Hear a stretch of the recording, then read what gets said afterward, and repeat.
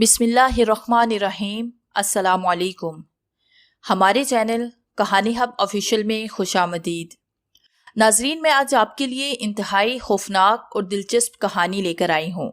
लेकिन कहानी शुरू करने से पहले आपसे गुजारिश है कि अगर आपने हमारा चैनल सब्सक्राइब नहीं किया तो आप हमारे इस चैनल को सब्सक्राइब कर लीजिए और बेल आइकन को भी प्रेस कर लें ताकि हर नई आने वाली वीडियो बआसानी आप तक पहुँच सके।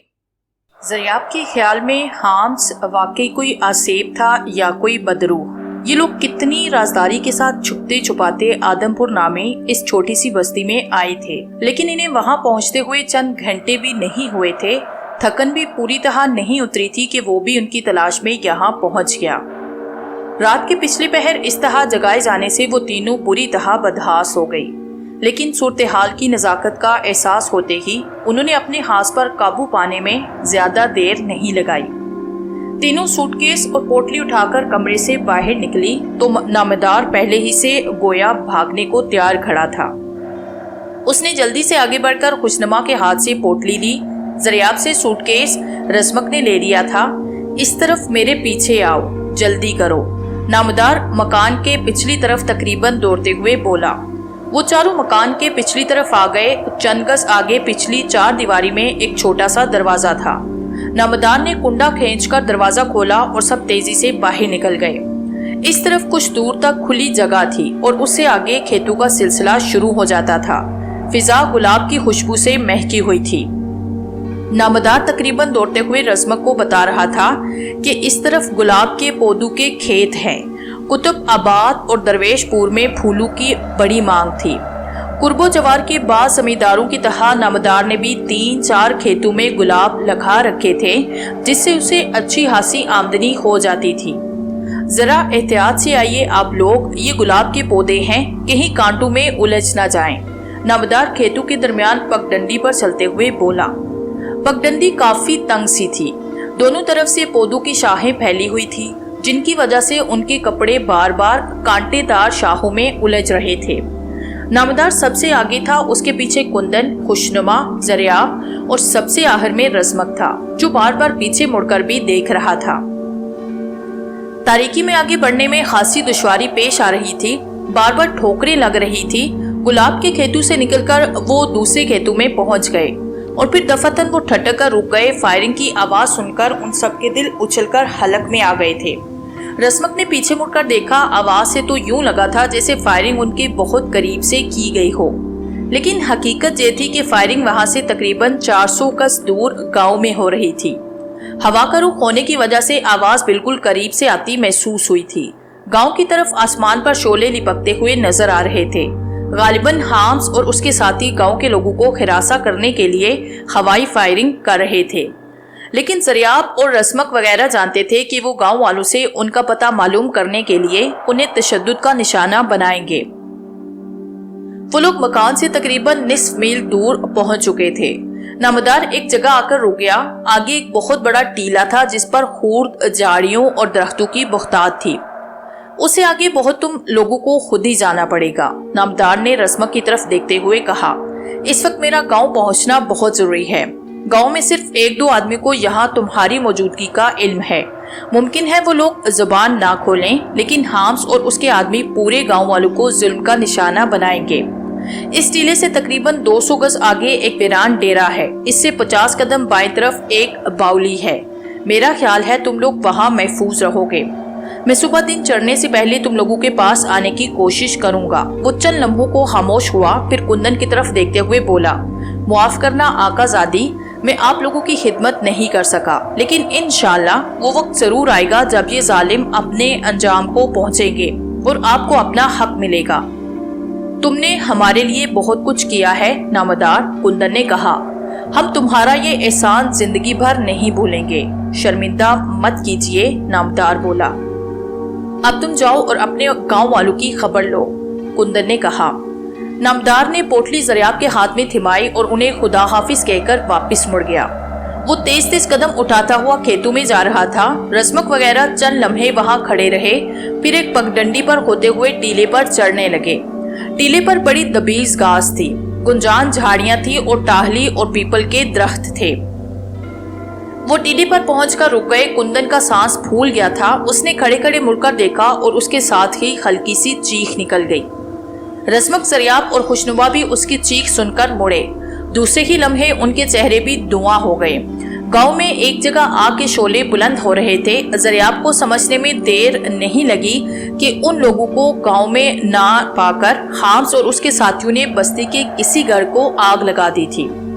फासला अगरचे बहुत ज्यादा था, लेकिन फायरिंग और लोगों की चीहू पुकार की आवाजें वहां तक सुनाई दे रही थी। खुदा गारत करे इन लोगों को, कुंदन ने दान किचकिचाई। इंसानियत तो इन लोगों को छूकर भी नहीं गुजरी। इंसान होते तो इनका इंसानियत से कोई ताल्लुक होता। ये तो बेड़िए हैं, खूनी बेड़िए, रस्मक ने कहा और चंद लम्हों की खामोशी के बाद बोला, चलो टीले के दूसरी तरफ चलो, ज्यादा देर यहाँ खड़े रहना मुनासिब नहीं। वो लोग टीले पर कुंजान झाड़ियों और दरख्तों में चलने लगे। जरियाब और कुंदन बार बार पीछे मुड़कर देख रही थी। गांव में आग के शोले फैलते और बुलंद होते जा रहे थे। कुंदन की टांग का जख्म अभी पूरी तरह ठीक नहीं हुआ था। सुबह उन्हें अच्छे खासा चलना पड़ा था और इस वक्त भी भाग दौड़ के बायस वो जख्म में तकलीफ महसूस करने लगी थी। उसे टांग में हल्की सी लंगड़ाहट आ गई थी। जरियाब ने उसकी तकलीफ को भांप लिया और कुंदन को सहारा देकर चलने लगी। कुछ ही देर के बाद वो टीले के दूसरी तरफ ढलान पर उतर रहे थे। नामदार ने बताया था कि टीले से तकरीबन 200 गज आगे वीरान डेरा मिलेगा, लेकिन इस डेरे तक पहुंचने के लिए 400 गज का फासला तय करना पड़ा था। वो 3 कमरों का एक मुख्तसर सा मकान था, जिसके आगे कुशादा सहन भी था। मकान के सामने आसार अब भी मौजूद थे, जिनसे अंदाजा होता था कि वहाँ ढोर डंगर बांधे जाते थे। मकान भी टूट फूट चुका था और इस काबिल नहीं था कि वहाँ ठहरा जा सका। वो लोग कुछ देर तक शिकस्ता मकान के सामने दरख्तों के नीचे खड़े रहे। रस्मक इधर उधर देख रहा था, फिर एक तरफ इशारा करते हुए बोला, मेरा ख्याल है बाउली इस तरफ होनी चाहिए, मेरे साथ आओ तुम लोग। कुंदन वगैरह उसके पीछे चल पड़ी। तारीकी में उन्हें बार बार ठोकरें लग रही थी। रस्म के पास अगरचे जरियाब वाली पेंसिल टॉर्च मौजूद थी, लेकिन वो टॉर्च रोशन करके किसी भी किस्म का खतरा मोल नहीं लेना चाहता था।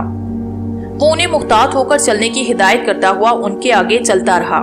बाउली तलाश करने में उन्हें ज्यादा दुश्वारी पेश नहीं आई। वो भी दरअसल एक सरसब्ज टीला था, जिसके नीचे खुदाई करके एक सुरंग सी बनाई गई थी। पुराने जमाने में बड़े बड़े जमींदार और जागीरदार अपने अपने इलाकों में दरिया या नहर के करीब इसी किस्म की बाउलियां बनवाया करते थे। दरिया या नहर का पानी बाउली के करीब से इस तरह गुजारा जाता कि अंदर दाखिल होने वाली हवा ठंडी होकर आती। ये लोग अपनी दोपहर इन्हीं बाउलियों में गुजारा करते। बाज़ जमींदारों और जागीरदारों ने तो इन बाउलियों में ऐशो इशरत का सामान इकट्ठा करके रखा होता। इस बाउली के अंदर पानी की गुजरगाह पुख्ता ईंटों की थी और उसके इर्द गिर्द का फर्श भी, लेकिन पुराने जमाने से ईंटें जगह जगह से उखड़ चुकी थी। पानी की गुजरगाह के दोनों तरफ कुशादा जगह थी। कई आदमी बेक वक्त आराम कर सकते थे। बाईं तरफ एक और छोटी सी सुरंग थी, जिसमें दीवार पर तकरीबन 5 फुट ऊपर अंदर की तरफ एक कांच सी बनी हुई थी। रस्मत ने बाउली में दाखिल होते ही पेंसिल टॉर्च रोशन की। उसकी रोशनी बाउली का जायजा लेने के लिए काफी थी। सामने उस सुरंग का दूसरा दहाना था। बाउली की छत सुराबी शक्ल में थी और अगरचे पुख्ता ईंटों की चुनाई थी, लेकिन छत और दीवारों की ईंटें भी जगह जगह से उखड़ चुकी थी। रस्मत ने सूटकेस एक जगह रखा। जरियाब ने भी पोटली फर्श पर पटक दी और दीवार से टेक लगाकर बैठ गई। खुशनुमा और कुंदन भी उसके करीब बैठ चुकी थी। रस्मक टार्च की रोशनी में आसपास का जायजा ले रहा था। ऐसी जगहों पर जहरीले सांप और बिच्छू की मौजूदगी को नजरअंदाज नहीं किया जा सकता था। वो रोशनी में इधर उधर देखता हुआ बगली सुरंग में कांच की तरफ बढ़ गया। फर्श पर कुछ ईंटें पड़ी हुई थी। उसने चंद ईंटें नीचे ऊपर रखी और उन पर खड़े होकर टॉर्च की रोशनी में कांच का जायजा लेने लगा। दूसरे के लम्हे उसे नीचे झुक जाना पड़ा। 3-4 चमगादड़ें चीखती हुई उसकी तरफ लिपकी थी। चमगादड़ें अब पूरी बाउली में उड़ती फिर रही थी, मगर उनकी तादाद ज्यादा नहीं थी। चंद सेकंड्स के बाद रस्मक दोबारा ईंटों पर चढ़ा। ये कांच अंदर की तरफ काफी कुशादा थी। तकरीबन 4 फुट आगे गहरा खड्ड था, जिसमें उतरने के लिए ईंटों की 4 सीढ़ियां थी। उस खड्ड की दीवार और फर्श भी ईंटों का था। रस्मक नहीं समझ सका कि इस बाउली के अंदर ये पुख्ता खड्ड क्यों बनाया गया था। रोशनी की वजह से उस कांच के अंदर चंद चमगादड़ें अब भी इधर उधर चक्कर लगा रही थी। रस्मक कांच के नीचे उतरा और जरियाब वगैरह के करीब आकर रोशनी में उनके चेहरों का जायजा लेने लगा। उन तीनों के चेहरे सते हुए थे। रात के पिछले पहर पुरसुकून नींद से झंझोड़ कर जगाया जाता और फिर ये भाग दौड़ और सबसे बढ़कर इन इंसानुमा भेड़ियों का खौफ जो मौत के फरिश्तों की तरह उनके ताक़ुब में लगे हुए थे। अगर वो लोग इस तरह भी आ गए तो क्या होगा? ज़रियाब ने रस्मक की तरफ देखते हुए कहा। मैं तो सिर्फ एक बात जानता हूँ ज़रियाब बीबी, रस्मक ने पुरसुकून लहजे में जवाब दिया, कि बचाने वाला मारने वाले से ज्यादा ताकतवर होता है। हाँ ये बात तो है, ज़रियाब ने कहा। भैया, खुशनुमा ने कहा, बड़ी शिद्दत की प्यास लगी है, खलक में कांटे पड़ रहे हैं, बर्दाश्त करो, रस्मक ने जवाब दिया।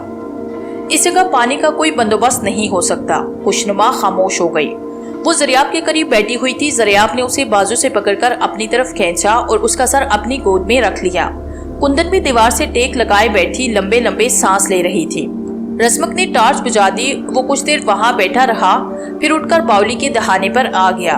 वो गांव की तरफ देख रहा था। बीच में बुलंद टीला और दरख्तों के झुंड हायल होने की वजह से कुछ भी नजर नहीं आ रहा था। रस्मक एक जगह टेक लगाकर बैठ गया और इस सूरत हाल के बारे में सोचने लगा जो हकीकतन बड़ी संगीन थी। हाम्स मौत के फरिश्ते की तरह उनके पीछे लगा हुआ था। उन्हें यहाँ आए हुए तकरीबन कुछ ही घंटे हुए थे कि वो अपने होनहार साथियों को लेकर यहाँ पहुँच गया। लेकिन एक बात रस्मक को हैरत में मुब्तला कर रही थी कि हाम्स को यहाँ उनकी मौजूदगी का पता कैसे चला। उसके जहन में तरह तरह के ख्यालात आ रहे थे। जब वो नामुदार के पास पहुंचे थे तो उस वक्त खेतों में 2-3 आदमी भी काम कर रहे थे। नामुदार राजदारी के ख्याल से उन्हें गांव ले जाने की बजाय इस मकान में ले आया था। अपने आदमी को उसने सख्ती से मना किया कि गांव में किसी को भी इनके बारे में ना बताया जाए। फिर दोपहर और रात का खाना अपने घर से बनवा कर लाया था। मुमकिन है बस्ती के किसी आदमी को इनके बारे में पता चल गया हो कि वो कौन है। लेकिन सवाल ये पैदा होता था कि हाम्स को किस तरह इत्तला दी गई होगी, जबकि हाम्स वहां से मीलों दूर था। हाम्स तो अपनी जान बचाकर भागा था और उसकी लैंड क्रूजर ये लोग ले आए थे। अचानक से रस्मक के जहन में एक और ख्याल उभरा। लैंड क्रूजर उन्होंने नहर में फेंक दी थी। हो सकता है वो पूरी तरह पानी में डूबी ना हो और किसी किसान ने उस तरफ से गुजरते हुए देख लिया हो और कुतुब आबाद के थाने को इत्तला कर दी हो और इस तरह लैंड क्रूजर के बारे में इत्तला रखेल शाह तक पहुंच गई हो। इस दौरान हाम्स भी किसी न किसी तरह दरवेशपुर पहुंच चुका होगा। उन लोगों को अंदाजा लगाने में दुश्वारी पेश नहीं आई होगी कि ये लोग किसी करीबी बस्ती में मौजूद हैं। हो सकता है रखेलिया या हाम्स वगैरह ये भी जानते हो कि आदमपुर में इनका कोई ऐसा हमदर्द मौजूद है जो इन्हें पनाह दे सकता है। यकीनन यही बात होगी, इसलिए हाम्स इतनी जल्दी यहाँ पहुँच गया था। रात की तारीकी छटने लगी थी। अंधेरा रुखसत हो रहा था। दिन का बहुत मध्यम उजाला जाहिर होने लगा था। रस्मक अपनी जगह से उठकर खड़ा हो गया। उसने एक जोरदार अंगड़ाई ली और इधर उधर देखने लगा। दरख्तों के झुंड वाले टीले की तरफ देखते हुए वो उछल पड़ा और बड़ी फुर्ती से झाड़ियों की आड़ में हो गया। वो 4 घुड़सवार थे। रस्मक को उनमें एक घुड़सवार पहचानने में दुश्वारी पेश नहीं आई। वो हाम्स था। रमजक बावली के अंदर की तरफ दौड़ा। कुंदन, ज़रियाब और खुशनुमा एक दूसरे से लिपटी ऊँग रही थी। रस्मक ने खुशनुमा का बाजू पकड़कर झंझोड़ा। खुशनुमा के साथ ज़रियाब और कुंदन भी जाग गए। वो लोग आ गए। रस्मक बोला, बावली से निकलकर भागना बेकार है।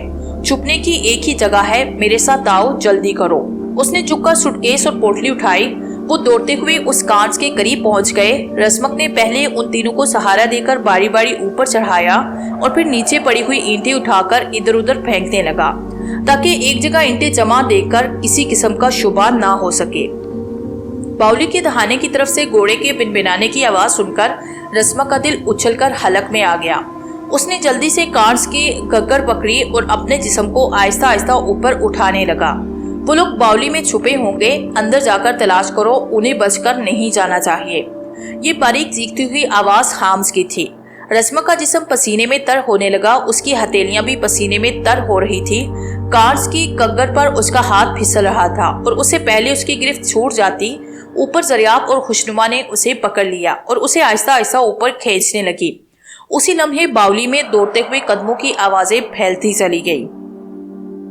पंजाब जागीरदार का बहुत पुराना मुलाजिम था, बल्कि ये कहना मुनासिब होगा कि उसने बचपन से लेकर 55 बरस की उम्र तक जिंदगी उसी हवेली में गुजारी थी।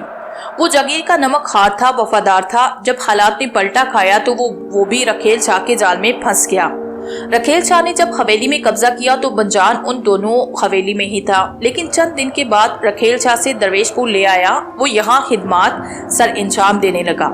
कई महीनों तक बंजान ये समझता रहा कि जागीरदार निमरान ने पुराने इख्तिलाफात भुलाकर रखेल शाह को दोबारा जागीर का मैनेजर मुकर्रर कर दिया, लेकिन फिर ये इंकिशाफ उसके लिए बड़ा ही तकलीफदेह साबित हुआ कि रखेल शाह ने जागीरदार को कैदी बना रखा है और वो एक साजिश के तहत उसकी जागीर पर कब्जा करने के ख्वाब देख रहा है। उस रोज इत्तेफाक से बंजान ने रखेल शाह और गोपांग की बातें सुन ली थी और तब उस पर यह इंकिशाफ हुआ कि जागीरदार को कैदी बनाकर हवेली में रखा गया है। रखेल शाह इसे कत्ल करना चाहता है, लेकिन इससे पहले वो जागीर से मुतल्लिक तमाम कागजात मुकम्मल करके उन पर जागीरदार के दस्तखत करवाना चाहता है। हवेली की निगरानी हाम्स के सुपुर्दी और हाम्स को बंजान बड़ी अच्छी तरह जानता था। उसके ख्याल में वो तो इंसानों के ज़मरे में आता नहीं था, उसका ताल्लुक किसी और ही मखलूक से था जिसमें जज्बात नाम की कोई चीज नहीं थी। बंजान को जब जागीरदार के खिलाफ इस साजिश का इल्म हुआ तो रगों में उसका खून खोल कर रह गया। वो जागीरदार के लिए कुछ करना चाहता था, लेकिन बहुत मामूली सा आदमी था। उसमें इतनी हिम्मत नहीं थी कि रखेल शाह जैसे लोगों का मुकाबला कर सकता। वो इस हकीकत से भी अच्छी तरह वाकिफ था कि 10 साल पहले जागीरदार की इकलौती बेटी कुंदन की मौत का जिम्मेदार भी रखेल शाह ही था और यही रखेल शाह जागीर पर कब्जा करने के लिए अब निमरान को मौत के घाट उतारने का मंसूबा बना रहा था। बंजान के दिल में एक मरतबा ख्याल आया कि वो किसी पुलिस ऑफिसर से मिलकर उसे रखेल शाह की साजिश से आगाह करे, लेकिन फिर ये सोचकर उसने ऐसा नहीं किया कि दरवेशपुर के बहुत से पुलिस ऑफिसर रखेल शाह के वजीफा ख्वार थे। उसने कई पुलिस अफसरों को रखेल शाह के दफ्तर आते देखा था। वो रखेल शाह के सामने इस तरह हाथ बांध कर खड़े होते जैसे वो कानून के मुहाफिज और सरकारी मुलाजिम नहीं बल्कि इसके जरखेज मुलाजिम हो। बंजान ने पुलिस और बाज दिगर बड़े अफसरों को रखेल शाह के बंगले पर भी आते देखा। रखेल शाह उन लोगों की वक्तन फोक्तन दावतें करता रहता। उन दावतों में अफसरों की अयाशी का पूरा ख्याल रखा जाता। बंगले में उनकी शब बसरी के लिए खूबसूरत लड़कियों का बंदोबस्त किया जाता। ये सब कुछ देखते हुए बंजान को यकीन था कि ये पुलिस ऑफिसर रखेल शाह के खिलाफ कुछ भी नहीं सुनेंगे, बल्कि ऐन मुमकिन है कि उल्टा उसी को पकड़कर बंद कर दिया जाएगा। बंजान चैन से बैठने वाला नहीं था। उसने जागीरदार के एक दो वफादारों से बात की, मगर वो भी टाल गए, बल्कि उन्होंने तो बंजान को मशवरा दिया था कि इस सिलसिले में अपनी जुबान बंद ही रखे, क्योंकि अगर रखेल शाह को इसके बारे में पता चल गया तो वो इसे जिंदा नहीं छोड़ेगा। बंजान खून के घूंट पीकर रह गया। उसने अपनी जुबान बंद कर ली। वो बुज़दिल थे, डरते थे कि रखेल शाह के इताब का निशाना ना बन जाए, मगर बंजान बुज़दिल नहीं था। उसे अपने इंसाम की परवाह नहीं थी। वो जागीरदार की मदद के मंसूबे बनाता रहा, लेकिन ढंग की कोई बात उसकी समझ में नहीं आ रही थी। बिलाखिर उसने एक फैसला कर ही लिया और दरवेशपुर के सबसे बड़े पुलिस ऑफिसर के नाम गुमनाम खत में सारी तफसील लिख दी। उसे यकीन था कि ये आला तरीन पुलिस ऑफिसर कुछ फर्ज शनासी और दयानतदारी का मुजाहिरा करते हुए इस मामले की तहकीक करेगा, लेकिन उसे ये जानकर बेहद दुख हुआ कि तीसरे ही दिन शहर का वो आला तरीन पुलिस ऑफिसर रखेल शाह के दफ्तर में बैठा चाय पी रहा था और उसी खत के बारे में गुफ्तगू हो रही थी। बंजान ने उसकी कुछ बातें सुनी थी जिससे ये अंदाजा लगाने में दुश्वारी पेश नहीं आई कि उस खत में रखेल शाह पर लगाए जाने वाले इल्जामात को किसी का ज़हनी फतूर समझा गया। पुलिस ऑफिसर के जाने के बाद बंजान ने छुपकर रखेल शाह और गोपांग की बातें भी सुनी थी। रखेल शाह बड़ा बरहम था। उसके लिए परेशानी की बात यह थी कि जागीरदार के हवाले से ये बात शहर के आला तरीन पुलिस ऑफिसर तक पहुंच गई थी। वो पुलिस ऑफिसर अगरचे मुतमिन होकर चला गया था, लेकिन रखेल शाह के ख्याल में बात आगे भी बढ़ सकती थी। इस सूरत हाल से खतरा महसूस करते हुए उसने गोपांग को ये हुक्म दिया कि इस काली भीड़ का पता चलाया जाए जिसने पुलिस ऑफिसर के नाम वो खत लिखा था। बंजान को पर वक्त इन बातों का पता चल गया, इसलिए वो मुख्तात हो गया। दफ्तर के एक एक आदमी को चेक किया गया, बंजान को भी आजमाया गया। दफ्तर ही के एक आदमी ने बंजान से उसके घर पर बड़ी राजदारी से मुलाकात करके एक बड़ी सी रकम का लालच देकर इस बात पर आमादा करने की कोशिश की कि अगर वो उसका साथ दे तो दोनों मिलकर रखेल शाह के खिलाफ कार्रवाई कर सकते हैं। लेकिन बंजान कच्ची गोलियां नहीं खेला था, उस चाल में आ जाता। उसने अपने आप को रखेल शाह का वफादार साबित करते हुए उल्टा उस शख्स को धमकी दे डाली कि उसने अपने आप को रखेल शाह का वफादार जाहिर किया। इस वाक़े के तकरीबन 1.5 माह के बाद फिरोजाबाद में बुंजान के एक अजीज का इंतकाल हुआ। वो 1 हफ्ते की छुट्टी लेकर फिरोजाबाद चला गया और फिर एक दिन इत्तेफाक से रस्मक से आमना सामना हो गया। उस दिन बुंजान अपने एक जाने वाले के साथ बाजार के एक छोटे से चाय खाने से चाय पीकर निकल रहा था कि दरवाजे पर एक खूबरू नौजवान से मुठभेड़ हो गई। बुंजान को तांबे जैसी रंगत वाले इस नौजवान का चेहरा कुछ जाना पहचाना लगा, लेकिन उसे याद नहीं आ रहा था कि इसने इस नौजवान को कब और कहां देखा। वो नौजवान भी बड़ी गहरी नजरों से उसके चेहरे को देख रहा था। फिर अचानक उसके होंठों पे मुस्कुराहट उभरी। ओ बुंजान बाबा, वो ये कहते हुए उससे लिपट गया। मुझे पहचाना नहीं? बुंजान बाबा, गौर से देखो मैं कौन हूँ। नौजवान उसके सामने तन के खड़ा हो गया। कुछ जाने पहचाने तो लग रहे हो, लेकिन याद नहीं आ रहा। बुंजान के लहजे में बेबसी थी। तुम्हें तमरेज तो याद है ना बुंजान बाबा? तुम्हारा दोस्त तमरेज, नौजवान ने कहा। ओ तेरा भला हो, तू तमरेज का बेटा है ना रस्मक? बुंजान ने कहा। उसके लहजे में अजीब सी खुशी थी। हाँ बुंजान बाबा, मैं रस्मक हूँ, रस्मक ने जवाब दिया। बुंजान चंद लम्हे अजीब सी नजरों से उसे ऊपर से नीचे तक देखता रहा, फिर बड़े पुरजोश अंदाज में उसे अपने सीने से लिपटाया। और जब वो रस्मक से अलग होकर उसकी आंखों में आंसू थे। कहाँ थे बेटा तुम? कहाँ गायब रहे इतना अरसा? 10 साल तुम्हें देखा है, बुंजान ने कहा। फिर चंद लम्हों की खामोशी के बाद खुद ही बोला, अच्छा हुआ तुम कहीं चले गए थे, वरना वो जालिम तुम्हारे बाप की तरह तुम्हें भी कत्ल कर देता। जिंदगी और मौत खुदा के हाथ में है बुंजान बाबा, लेकिन मैं एक तवील अरसे से कहाँ गायब रहा, ये काफी लंबी दास्तान है, इत्मीनान से सुनाऊंगा। लेकिन ये, रस्मक ने खामोश होकर बुंजान के साथ दूसरे आदमी की तरफ देखा। ये मेरा दोस्त है, बुंजान ने कहा। फिर उस शख्स की तरफ देखते हुए बोला, तुम जाओ अली बख्श, मैं शाम को किसी वक्त तुमसे मिलूंगा। मेरा बेटा मुझे मिल गया है, बड़े अरसे बाद मिला है, इससे बहुत सी बातें करनी है। अली बख्श उन दोनों से हाथ मिलाकर रुखसत हो गया। बुंजान रस्मक को लेकर दोबारा रेस्टोरेंट में दाखिल होना चाहता था कि रस्मक ने उसे बाजू से पकड़ा। यहाँ नहीं बुंजान बाबा, मेरे साथ आओ, हम किसी पुरसुकून जगह पर बैठकर बातें करेंगे। रस्मक बुंजान को बोदीशाह के घर ले गया। बोदीशाह भी बुंजान को देखकर काफी खुश हुआ था। वो तीनों देर तक बैठे एक दूसरे के हालात मालूम करते रहे, और जब बोदीशाह उठकर चला गया तो बुंजान ने मतलब की बात शुरू कर दी। अच्छा हुआ तुम आ गए रस्मक, वो उसकी तरफ देखते हुए बोला। मुझे तुमसे ऐसे जवान और दलेर आदमी की जरूरत थी। रखेल शाह ने जागीरदार को कैदी बना रखा है। वो जागीर पर कब्जा करने की ख्वाब देख रहा था, और बास आला सरकारी ऑफिसर भी उसकी इस साजिश में शरीक हैं। ये सब कुछ देखकर मेरा दिल कुटता रहता है। मैं अकेला भला क्या कर सकता हूँ? अब तुम आ गए हो, मुझे बड़ा हौसला मिला है। रखेल शाह की कोई साजिश कामयाब नहीं हो सकती, रस्मक ने कहा। मैं ही नहीं, जागीर की असल वारिस भी वापिस आ गई है। असल वारिस? मैं समझा नहीं। बुंजान ने उलझी हुई नजरों से उसकी तरफ देखा। हाँ बुंजान बाबा, जागीर की असली वारिस कुंदन, वो जिंदा है, रस्मक ने कहा। क्या ये सच है? बुंजान की आंखें चमक उठी। हाँ बुंजान बाबा, रस्मक ने कहा, और चंद लम्हों की खामोशी के बाद उसे अपने और कुंदन के बारे में तफसील से बताने लगा। इस तवील अरसे के दौरान मैंने कुंदन की अपनी जान से भी ज्यादा हिफाजत की है। ये दुरुस्त है कि मैंने इसे अमीराना ठाट बाट नहीं दिया, लेकिन उसे कभी किसी कमी या महरूमी का एहसास नहीं होने दिया। बल्कि 2 हफ्ते पहले मैं उसे और खुशनुमा को लेकर यहाँ आया था। हमें ये तो पता चल गया कि जागीरदार बीमार है और किसी को उससे मिलने नहीं दिया जाता। हवेली में रखेल शाह की मौजूदगी का सुनकर ही मेरा माथा ठनका था। मैंने अपने तौर पर तफ्तीश की तो मेरा शुबा दुरुस्त निकला।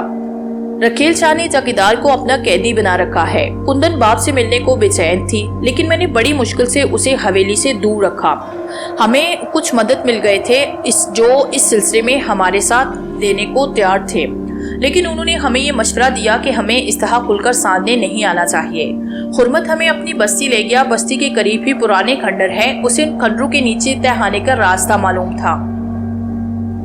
उस खंडर के तहखाने में हमारे लिए सारी सहूलतें मुहैया कर दी गई और हमने अपनी सरगर्मियां शुरू कर दी। अब मैं तुम लोगों के साथ हूँ, बुंजान ने उसके खामोश होने पे कहा। मैं रखेल शाह के दफ्तर में हूँ। उसे अभी तक मुझ पे शुबा नहीं हो सका। मैं उसकी सरगर्मियों के बारे में तुम लोगों को आगाह करता रहूंगा। एक दिन बुंजान ने रस्मक के साथ जाकर कुंदन से मुलाकात की और उसे अपनी वफा का यकीन दिलाया। उसने रस्मक को आदमपुर में मुकीम फूफीजाद बहन और उसके शोहर नामदार के बारे में बताया कि वो किसी मुश्किल के वक्त उसके यहाँ भी जा सकते हैं।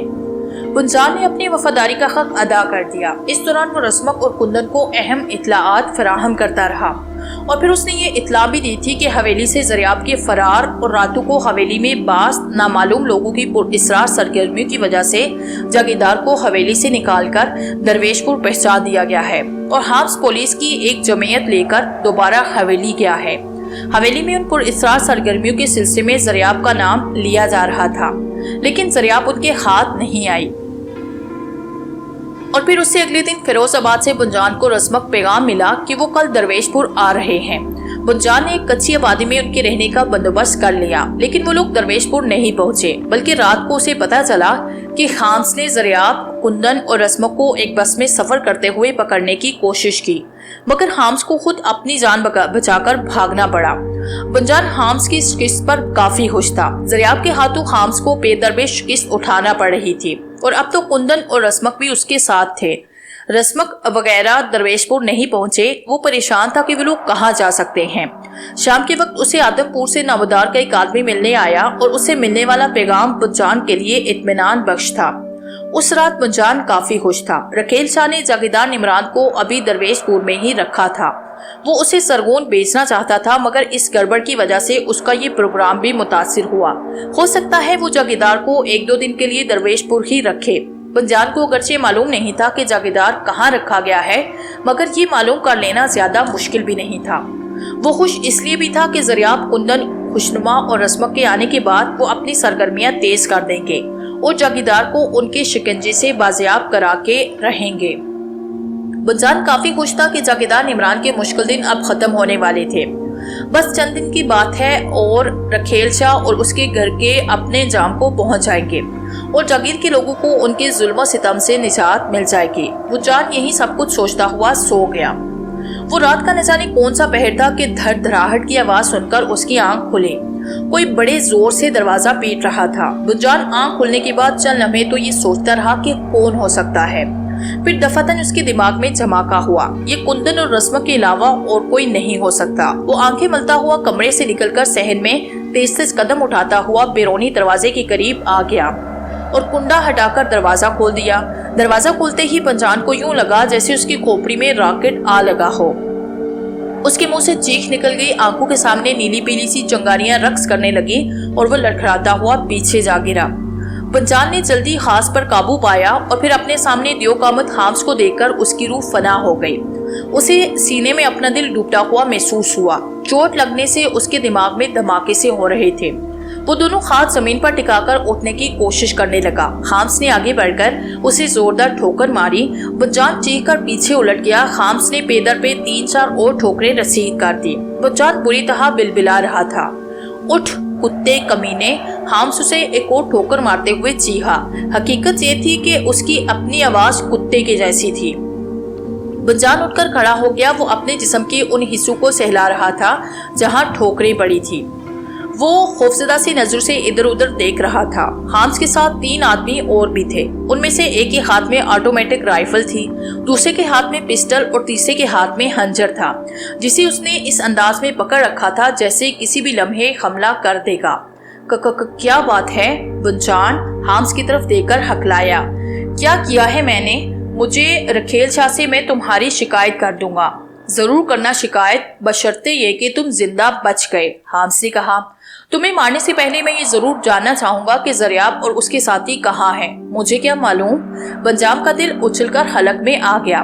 उसे समझने में देर नहीं लगी थी कि उसका राज खुल गया था। मुझे क्या पता कि वो कहाँ है? मेरा उनसे क्या ताल्लुक हो सकता है? आदमपुर में तुम्हारा कोई रिश्तेदार रहता है? क्या नाम है उसका? हाम्स ने पूछा। नामदार, वो मेरा बहनोई है, बुनजान ने जवाब दिया। लेकिन उसका ज़रियाब वाले मामले से क्या ताल्लुक? आज सुबह ज़रियाब और उसके साथी मेरी लैंड क्रूजर छीनकर फरार हो गए थे। वो लैंड क्रूजर माची नहर में डूबी हुई मिली है। उसे धक्का देकर नहर में गिरा गया था, जिसका मतलब ये है कि ज़रियाब और उसके साथी आदमपुर में ही गए होंगे। वहाँ उन्हें तुम्हारे रिश्तेदार के पास पनाह मिल सकती है। हातिम ने बताया था कि आज आदमपुर का कोई आदमी भी तुमसे मिलने आया था। क्या पैगाम लेकर आया था वो? हाम्स ने उसके चेहरे पर नजरें जमाते हुए कहा। मैं कुछ भी नहीं जानता, बुनजान ने जवाब दिया। तुम सब कुछ जानते हो और मैं तुमसे सब कुछ पूछ के रहूंगा, हाम्स ने कहा। हाँ जानता हूँ, मैं सब कुछ जानता हूँ। लेकिन तुम मुझसे एक लफ्ज भी नहीं पूछ सकोगे। मैं अपने आका का वफादार हूँ। मैंने चौकीदार का नमक खाया है, हक नमक अदा करना जानता हूँ, रखेल और तुम लोगों की तरह नमक हराम नहीं हूँ। बजान ने ठोस लहजे में जवाब दिया। वो एकदम तन कर खड़ा हो गया। हांस चंद लम्हे उसकी तरफ देखता रहा, फिर उसने पतलून के पांचे के नीचे पिंडली के साथ फीतानुमा बेल्ट में अरसा हुआ खंजर निकाला और छोटे छोटे कदम उठाता हुआ बंजान की तरफ बढ़ा। बंजान दौड़कर कमरे में दाखिल हुआ। उसने दरवाजा बंद करने की कोशिश की, मगर हाम्स ने भी हैरत अंगेज फुर्ती से आगे बढ़कर दरवाजे को ठोकर मारी। बंजान कमरे में उल्टे कदमों पीछे पलट रहा था। हाम्स खंजर हाथ में संभाले उस तरह आगे बढ़ा था जैसे कोई दरिंदा हमलावर होने से पहले अपने शिकार की तरफ बढ़ता है। बंजान उल्टे कदमों चलता हुआ चारपाई से टकरा गया। उसने संभालने की कोशिश की, मगर पुश्त के बल चारपाई पर गिरा। इससे पहले कि वो संभलने की कोशिश करता, हाम्स का खंजर उसके पेट में बेवस्त हो चुका था। हाम्स के चेहरे पर बेपनाह दरिंदगी थी। वो पेदर पे खंजर की वार कर रहा था। बंजान के सीने पर जाबजा खून के फवारे उबर रहे थे। हाम्स ने आखिरी वार करके खंजर उसके सीने से निकाला और उसकी धार बंजान के गले पे फेर दी। हाम्स उठकर सीधा हुआ। उसके चेहरे पर एक तमानियत के आसार नमूदार हो रहे थे। बंजान के खून ने उसकी प्यास किसी हद तक बुझा दी थी। उसने खंजर का पलीद बंजान के लिबास से साफ किया और कमरे से बाहर निकल आया। उसके दो साथी शहर में थे और तीसरा राइफल संभाले बैरूनी दरवाजे में खड़ा था। बंजान की चीखें सुनकर बस्ती के कुछ लोग गली में जमा हुए। मकान से बाहर निकलते हुए हाम्स ने राइफल का एक ब्रस्ट हवा में मारा। गली में जमा लोग इधर उधर खो गए। हाम्स उसके साथी कच्ची बस्ती की गलियों से निकलकर सड़क पर आ गए जहाँ गाड़ी खड़ी थी। वो लोग गाड़ी में बैठकर शहर की मुख्तलिफ सड़कों पर घूमते हुए एक हवेली नुमा मकान में आए। यहाँ उन्होंने गाड़ी छोड़ी और अस्तबल से घोड़े निकाले। ये रखेल शाह का मकान था जो सिर्फ उसके घोड़ों के लिए महसूस था। घोड़ों की देखभाल के लिए वहाँ 3 मुलाजिम थे। दरवेशपुर में घोड़े रखना एक फैशन समझा जाता था। हर दौलतमंद शख्स के पास 2-3 घोड़े मौजूद थे और बास लोगों सर पर दौड़ा दिए। माछी नहर के पुल पर पहुंचकर वो कुछ देर को रुके और फिर घोड़ों को उस रास्ते पर डाल दिया जो आदमपुर की तरफ चला गया था। जब वो बस्ती में पहुंची तो रात का आखिरी पहर था। बस्ती के लोग गहरी नींद में थे, लेकिन कुत्तों के मुसलसल भौंकने की आवाजों से एक किसान अपने मकान से बाहर निकला। उसके हाथ में लाठी थी। उसने घुड़सवारों को देखकर दोबारा मकान में घुसने की कोशिश की, मगर हाम्स के एक साथी ने घोड़े से कूद के उसे पकड़ लिया। उस किसान से नामदार के मकान का पता मालूम करने में दुश्वारी पेश नहीं आई। हाम्स जब अपनी आदमी को लेकर वहां पहुंचा तो इस इंकशाफ ने उसका पारा चढ़ा दिया कि नामदार घर से भाग गया है। हाम्स गुस्से में पागल हुआ। उसने नामदार के जवान बेटे की पिटाई शुरू कर दी। घर की औरतें छुड़ाने के लिए आगे बढ़ी तो उन्हें भी तशद्दुद का निशाना बनाया गया। हाम्स उनसे ज़रियाब और उसके साथियों के बारे में पूछ रहा था, मगर हकीकत ये थी कि नामदार ने अपने घर वालों को ज़रियाब वगैरह के बारे में कुछ भी नहीं बताया था। वो हाम्स के किसी भी सवाल का जवाब नहीं दे सके थे। शोर की आवाज सुनकर बस्ती के लोग लाठियां, कुल्हाड़ियां, बंदूकें लेकर घरों से निकल आए। वो यही समझे कि डाकू ने हमला कर दिया है, लेकिन हमलावर होने वाले डाकू से भी ज्यादा खतरनाक थे। हाम्स और उसके साथी खून के प्यासे थे। राइफल के एक ब्रश से 3 देहाती ढेर हो गए। हाम्स का साथी लोगों को दूर रखने के लिए हवाई फायरिंग करता रहा। मायूसी ने हाम्स का दिमाग पलट दिया। उसने नामदार के मकान को आग लगा दी। देखते ही देखते आग फैलती चली गई और 2-3 और मकान भी आग की लपेट में आ गए। आग के शोलों के साथ बस्ती के लोगों की चीखें भी आसमान तक पहुंच रही थी। तकरीबन 1 घंटे तक ये शैतानी खेल खेला जा रहा था। फिर दफातन एक आदमी किसी तरफ से दौड़ता हुआ सामने आया। वो नामदार था।